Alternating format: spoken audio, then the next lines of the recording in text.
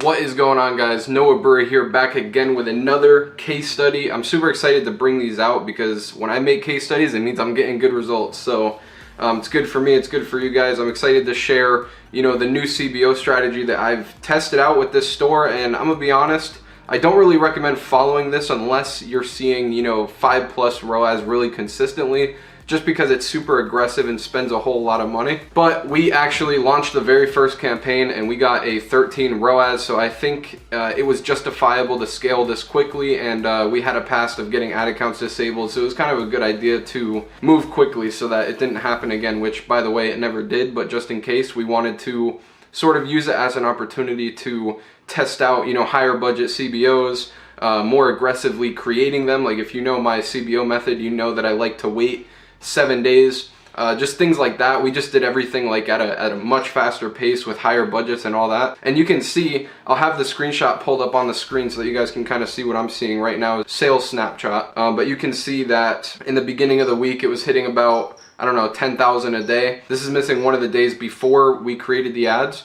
But by the end of the week, we were almost hitting 25K a day, which I think we were in actuality hitting about 22.5 per day on this day at the end of the screenshot here. And if you're wondering why I'm using screenshots, it's kind of a funny story. The client that I was using with this, we were running this store on an account before this, and this, like, literally a day or two after they added me to the account, their account got banned. If you don't know, I'm banned from Facebook, so I don't really have the best reputation with them. So instead of him adding me to the store, we've just been doing everything remotely through Skype, kind of like what I did with the case study, with the 0 to 10K a day case study. And I just took screenshots of the sales so that, we didn't have to risk, adding me to it, because, last time it got everything disabled. Not sure why, but just to be safe.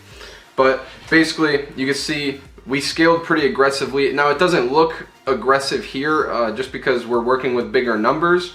And we didn't start at 0. So just think about this. This first bar here is 10K, and the last bar is about 22,000. So we scaled from 10K to 22,000 in 10 days. Think of it like that. It just doesn't look crazy because we started at 10K, so it's almost like the bar just doubled. And plus, it was sort of gradual day by day, kind of like a set of ladders going on there, which is kind of cool. But what I really want to show you guys, and what you guys really care about, is the actual ad account and what we were actually doing, from the very first campaign we launched to the last campaign that we launched that ended up popping off and doing really well. So I have the screenshot of the ad account. Basically, we started by creating a new campaign every single day, but this was a brand new ad account and a brand new pixel. We were using the same page on the disabled ad account. So this is sort of a situation where we were running this product before, we already knew it was a winner. The ad account got disabled, so we moved over to a new ad account, and this is why we were already doing around 10K a day at this point. So we moved into the new ad account, and this is the new ad account. So obviously what you're looking at is fully developed. This is like the entire strategy that we did throughout those 10 days. So we didn't just come out the gate and create all of these at once. No, it was a gradual creation, and I want to explain that in this video. So if you stick to the end, you'll hear, why we created each campaign, what our ideology was, why we did all these sort of things. And you can see that a couple of the campaigns on the bottom are actually turned off now, and that's just because they stopped performing. So it's actually, like, these dates you can see is November 30th to December 9th, and it's currently January 6th. So since then, those campaigns have died out. That's just why they're off. But essentially, we started off with the Conversions A campaign. I'll have my editor highlight it so you can kind of direct your eyes to it. But basically, all this was $20 per day budgets, normal ad set budgets. We did 10 ad sets, so we came out the gate spending about $200 a day. And we let that run for one day. We were kind of just like crossing our fingers, hoping that it'll take off again, because we recently had it doing good on another account, and then that got shut down. We started a new account and just basically hoped that it worked. And the first day's results were literally insane.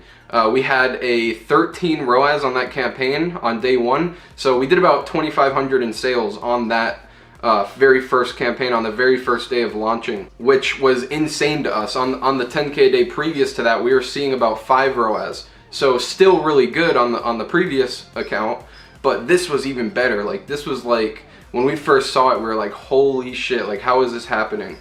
So instantly what we did after day 1, so now we're going into day 2, we created Conversions B. Conversions B is 10 new interests at 20 a day. So basically the same thing as Conversions A, just with new interests. And then again, that one popped off with like a 10 or 11 ROAS, and this is around the time when I was thinking like, okay, this is chance number 2 to blow this thing up. It's sort of like the universe telling us, like, if you're gonna roll, it's time to roll right now. Because the results were just stupid good. Like, this is kind of like the moment where you can almost do anything and it'll perform well. So that night we created Conversion C, which, you guessed it, was just 10 new ad sets, you know, with new interests, same $20 a day budgets, etc. And you know, every single time it was just, you know, so if I open up the sales screenshot, just every single time, you know, like the first one that we made, it would increase our sales by like $2,000 a day, just every one of these campaigns that we made. So we were just like balling. We were like, okay, what's our plan? Like, we wrote out this entire CBO plan, sort of based on what I've learned throughout the past year of doing CBOs, and kind of just put everything together into one strategy. But I also ramped it up, right? So we're not waiting 7 days. We're doing much higher budgets. I'll explain here. So I think it was the day after we made Conversion C, you know, we were just thinking to ourselves, this is ridiculously good. It was performing stupid well. So our plan was to basically launch 2 different CBOs, each at $200 a day. So on day 1 of doing CBOs, we launched this top 5 CBO right here. And then we also launched the ad set CBO, which I'm going to blur out the name of the ad set just for the, you know, privacy of the account, because it's still running. But essentially the top 5 was the top 5 ad sets. If you don't know that strategy, just go check out my other CBO videos. But this new one was something that I used to do, and I stopped doing it because it stopped performing as good. But I felt with this account it could be a good opportunity to test, just because everything was doing good. So basically all that is the best performing ad set out of all of the ad sets, duplicated 5 times into one CBO, and we also put that at $200 a day. So we were coming out the gate with CBOs, 2 CBOs, $200 a day each. One of them was a top 5, and one of them was a 5X, is kind of what I call them, which is just one ad set duplicated 5 times into a CBO. Similar to the top 5, except it's one ad set, right? And these did not do as well. I think the top 5 got maybe like a 6 or 7, and then the one ad set 5X got, I don't know, it actually did pretty bad. It was like a 2 or 3. So our plan from this point, which was actually good, right? Because, you know, we're only about 4 days in at this point, and we already have, you know, I don't know, what was it, $1,000 a day in spend already? Maybe a little bit less. I don't know. I could do the math on it. But great, right? Like, we have 2 CBOs doing good. We have a shitload of ad sets performing really well. We're sitting in a good spot. Our point and goal of doing this was we were going to take the best performing CBO out of those 2 that we made, so either the 5X or the top 5, and duplicate it and make it 500 per day. So we were basically, and only after 1 day of it running, right? So we let the 2 CBOs run for 1 day, and we took the best performer out of those 2, duplicated it, and made the new one 500 per day. Literally after 1 day of running, which I don't recommend doing. That's why I'm saying this method is really kind of cutthroat and quick and aggressive, which is why I don't 100% recommend it, but it worked well for us at least. The CBO at 500 popped off. It was doing really, really well. I don't remember what part of the sales chart this was in, but it was somewhere around, like, you know, where it does that little dip thing. It was somewhere around that point. Maybe on the come up a little bit. I think it dipped once we started doing CBOs, because I think we did the CBOs and then it kind of dipped down for a couple days, which is kind of normal. Like, once you start doing CBOs, it kind of takes focus away from the cold traffic or interest campaigns with normal budgets. So it kind of balanced out, right? It was still really profitable, like really profitable, which was great.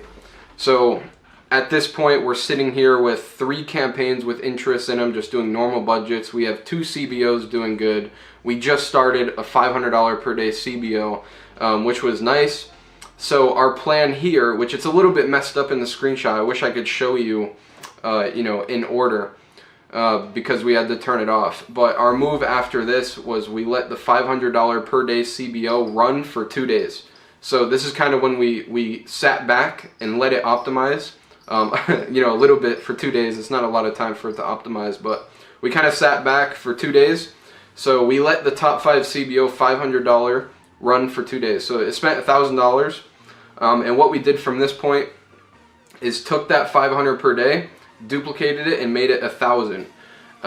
This is cool because this is my first time ever doing $1,000 a day CBOs. I don't usually go that high with the budgets. For those of you who know me and been following me a while, you know that I like to do you know, more horizontal scaling than vertical, just because I don't think high budgets do very well, at least with ad sets, right? But these are CBOs, so I wanted to give it a shot, and I've done $800 a day CBOs before, so it wasn't too far out of the comfort range.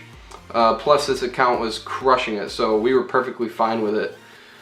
So that's what we did, and you can see the top 5 CBO 1,000 on the bottom there. It's turned off right now, but you can see during this 9-day period or 10-day period, it was performing really, really well at a 4.5 ROAS, which is great. And that actually, we literally just turned that off last week, so it actually did good for about a month before we had to turn it off. And it probably maintained, you know, 3-4 ROAS on lifetime, even though it started dying out towards the end, just because it pushed so much volume. So basically, what we had just done was create a method, right? This is something that is duplicatable. There's reason behind it. It's not just randomly putting stuff out there. You know, it sort of makes sense, right? Like, you're not just throwing CBOs willy-nilly. It's sort of like a process that you can follow. So this was our goal. We wanted something that we could duplicate, and I think you should too. Always look for duplication, right? Because if you only do things willy-nilly, you don't really know what's working. You can't really duplicate it exactly how you did it before. So we had this sequence of doing 2 $200 days, and then you take the best out of those 2, make it 500, and then you wait 2 days, and then you make that 1,000. Really simple method. The CBO strategy lasted about 4 or 5 days, just because it was so aggressive, right? Like, we're only making a series of, you know, 2 200s, 1 500, and 1,000. Yeah, four different CBOs per round, right? And we've been through about 3 rounds by now, but during this 10-day period, we only made it through 2 rounds. But we did that in 10 days, you know what I mean? So it moves pretty quickly. So duplicatability is super important. And one thing that really, really helped us was these 3 original campaigns had ad sets in them that were, you know, they just kept on bringing in sales, kept on bringing in sales.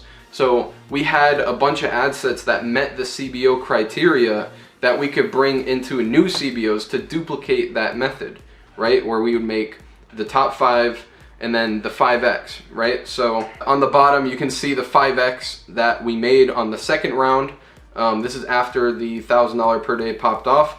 We did the same thing, 2 campaigns. You know, I shouldn't have to explain by this point, but you can see on the top, second top 5 CBO, and then on the bottom here, right above the 1,000 per day CBO, is the 1 ad set 5x CBO, which you can see sucked, and we just turned it off because we, you know, we didn't need it. We did that, and then we basically just did the same thing again, right? Super simple. Took the best one, made it 500. It's not actually showing in these 10 days because I don't think we made the 1,000 during these 10 days, or the second 1,000 during these 10 days. But when we did, it worked really, really well. It's just not showing here because we filtered out the ones during these 10 days.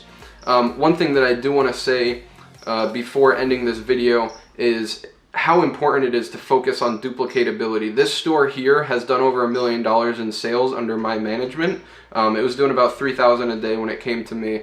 And I obviously took it on with the goal to scale it. This is not the only ad account. This is not the only time frame. The store has done about 1.2 million and it's currently doing about 20,000 a day. Still, we've been able to maintain that for over a month now, which is great. Obviously, it's a little less profitable than it was with a 10 ROAS, of course, but like, you know, it's profiting about 2,000 to 3,000 a day, which is decent, you know, at that scale, at that level.